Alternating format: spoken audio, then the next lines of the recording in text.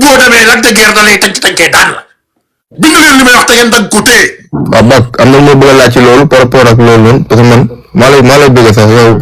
dafa naa am da ngay mais xoolal man daa moo bëgg a laaj Bakary lamb bu nekkee paa Pikine dañoo bëgg a jël lamb 1999 boo waxee ñu naan Pikine ay lamb mu ngi leen weesu waa Fass mu leen fi def sa Fass ay lamb mu université mag bi lamb mu ngi leen def lamb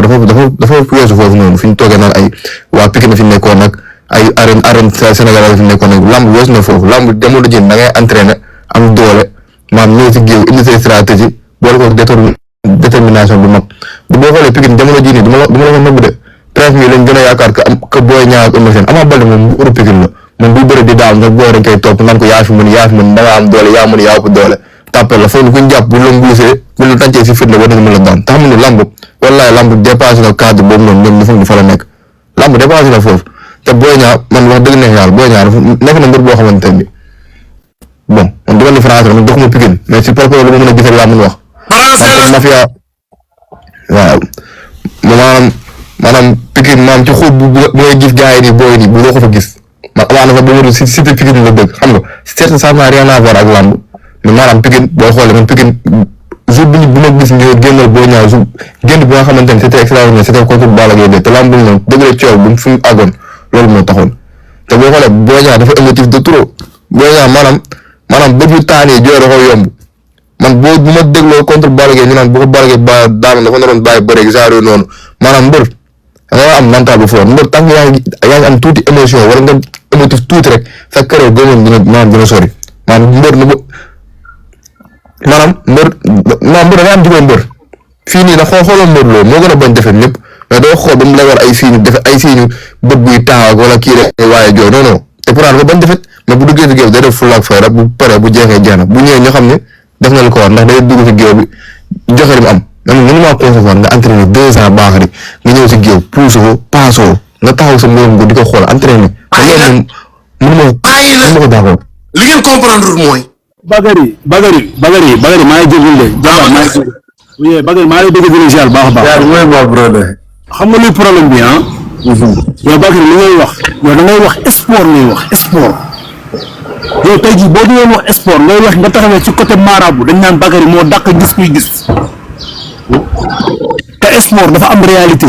bi boo dee sport ci da nga koy gis. gis nga Boy Niang luy problème am lu ko journaliste yi di wax ak li nga expliqué li nga koy wax technicien la te technicien boobu noonu lamb dafay toll foo xamante ne mbër pour ngay gagner il faut nga agressif Boy Niang il n'est pas agressif. Boy Niang day taxaw fu ne di jéem a def ay calcul non lamb bi léegi amatul calcul yow boo seetloo fii mbir yi fa agressif yëpp maanaam xoolal du yàgg seen morom mais Reug Reug ku ko xamul Reug Reug mu ne ma gisee Reug Reug état bi mu yore mën naa c'est la Reug Reug état bii moo gën a dangereux que mu jël poids. man de bàkk Boy Niang rek jaral na ma lu ne.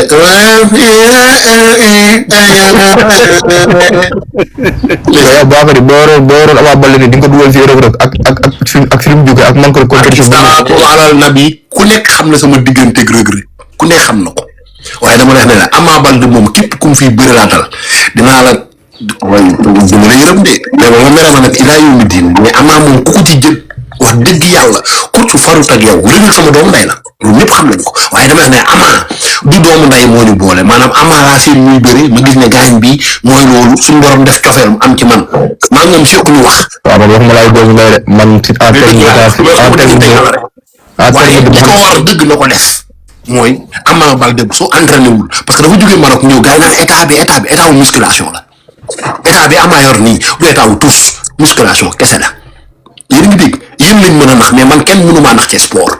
voilà je suis à 147 kilos Ama maa ko fuuf du sax benn juste pour wax la ne la état wu musculation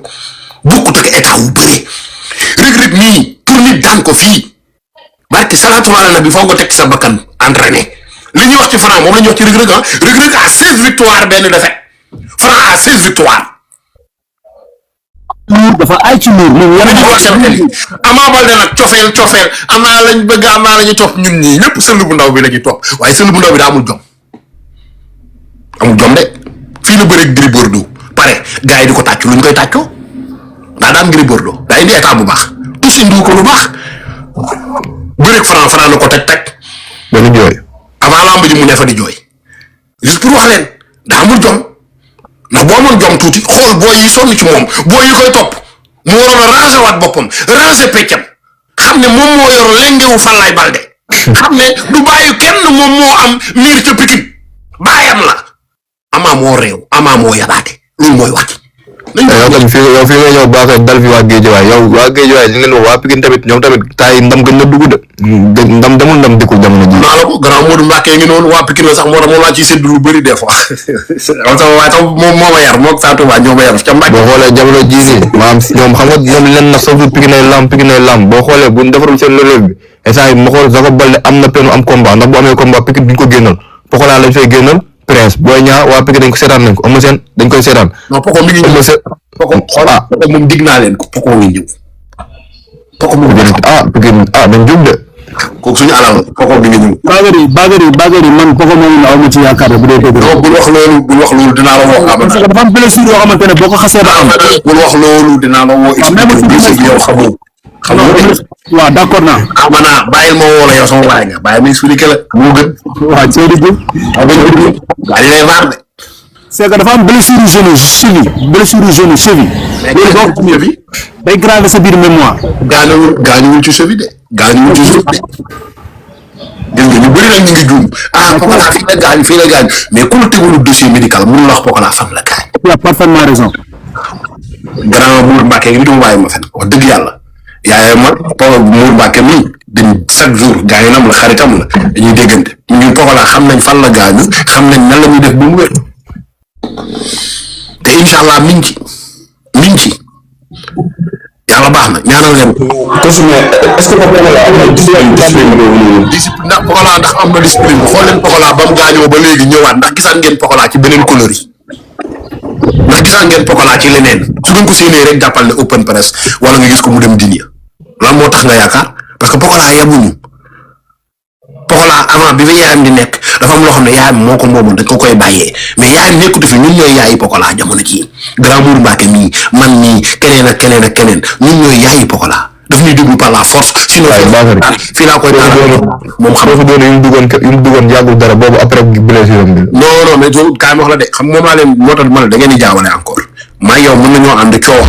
ñu boole ma ci parce que ñoo ànd mais ça veut pas dire que man def naa dara c'est que yéen a culpabiliser